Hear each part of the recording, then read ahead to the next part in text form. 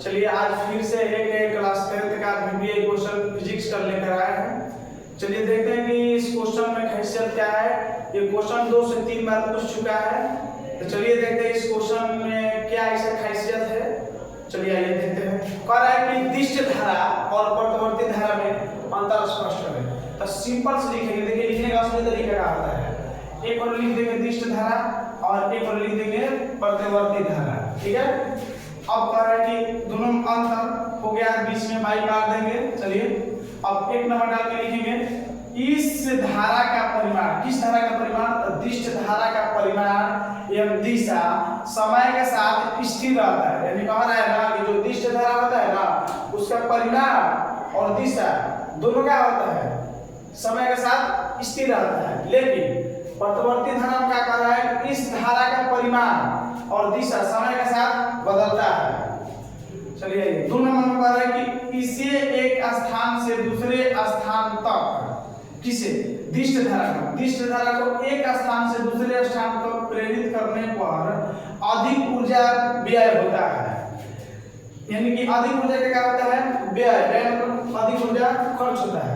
कह रहा है कि इसे एक स्थान से दूसरे स्थान तक प्रेरित करने पर कम ऊर्जा खर्च होता है। किसमें, प्रत्यावर्ती धारा में। तो ऐसे भी बोल सकते हैं दिष्ट धारा में अधिक ऊर्जा खर्च होता है एक स्थान से दूसरे स्थान तक ले जाने में, और प्रत्यावर्ती धारा में कम ऊर्जा खर्च होता है एक स्थान से दूसरे स्थान तक ले जाने में।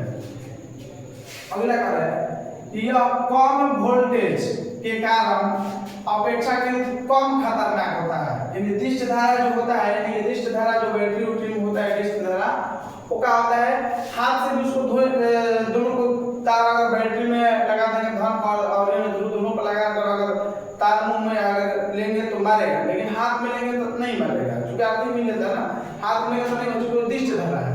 अब प्रत्यावर्ती धारा है जो बिजली करंट उसको धरेंगे तो सटा के मारे पता चलेगा कहानी वही हमारा खत्म। तो चलिए कह रहा है कि यह कम वोल्टेज के कारण अपेक्षाकृत कम खतरनाक होता है, यह अधिक वोल्टेज के कारण अधिक खतरनाक होता है। और कह रहा है कि इस धारा की सहायता से संचायक सेल को चार्ज किया जाता है।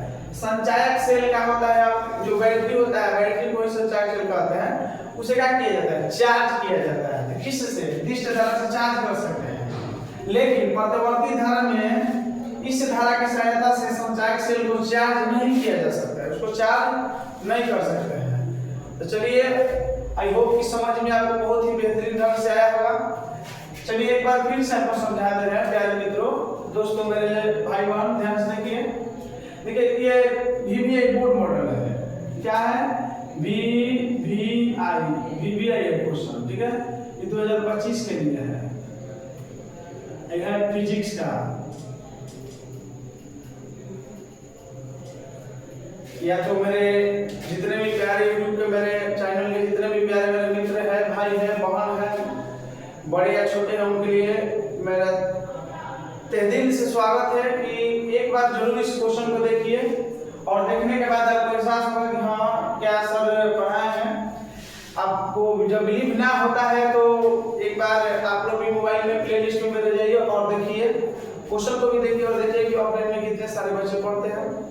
तो विश्वास पढ़ते हैं, क्योंकि यहाँ बेहतरीन रिजल्ट देने की एक अच्छी संभावना होती है। तो चलिए एक बार फिर से आपको समझा दे रहा हूँ। कि दिष्ट धारा जो बैटरी से प्राप्त होता है उसे दिष्ट धारा कहते हैं। इस धारा का परिमाण और दिशा समय के साथ नहीं बदलता है, स्थिर रहता है। आई कह रहा है कि इस धारा का परिमाण और दिशा समय के साथ बदलता है। कि दिष्ट धारा एक स्थान से दूसरे स्थान तक ले जाने में प्रेरित से अधिक ऊर्जा का क्या होता है, व्यय होता है। यानी कि एक स्थान से दूसरे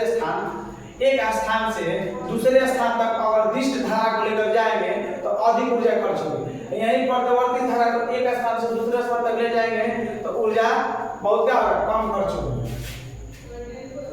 अब कह रहा है कि दिष्ट धारा यह कम वोल्टेज के कारण अपेक्षाकृत कम खतरनाक होता है। यानी कि दिष्ट धारा जो कम वोल्टेज होता है तो कम खतरनाक होता है, लेकिन प्रत्यावर्ती धारा में अधिक वोल्टेज होने के कारण बहुत अधिक खतरनाक होता है। क्योंकि बिजली, प्रत्यावर्ती मतलब बिजली, अगर बिजली को धरेगा तो मारेगा तो खत्म, पानी ही खत्म हो जाएगा।